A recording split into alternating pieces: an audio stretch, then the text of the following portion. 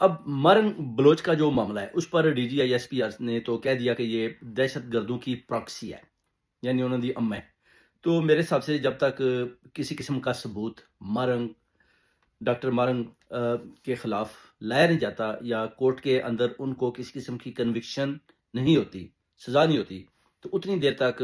اگر آپ کہتے ہیں کہ یہ دہشت گرد ہے تو میرے حساب سے تو یہ غلط ہے، کیونکہ D G I S P R جو ہیں ان کو اس طرح کا بیان نہیں دینا چاہیے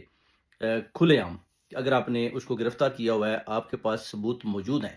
تو پھر تو آپ مارنگ بلوچ کے خلاف ایسی بات کر سکتے ہیں کہ جناب اس کو ہم نے کرمنل کورٹ میں یا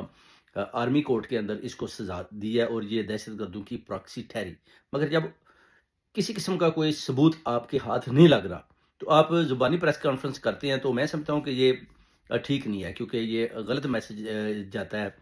قوم، عوام اور اسی طرح اوورسیز کمیونٹی کے اندر بھی، اور جو لوگ دہشت گردی کے خلاف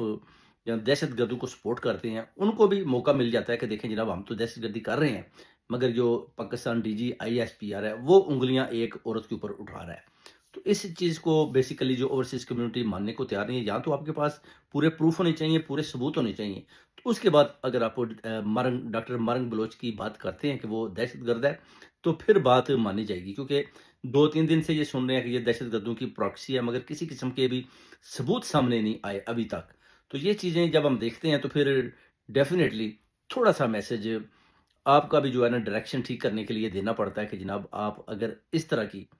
جو بات کریں گے پریس کانفرنس کے اندر اپنے وثوقہ ذرائع سے، تو پھر وہ غلط ثابت ہو جاتی ہے، تو پھر جب ایک دفعہ آپ کی بات غلط ثابت ہوگی تو دوسری دفعہ جب آپ اس طرح کی بات کریں گے تو پھر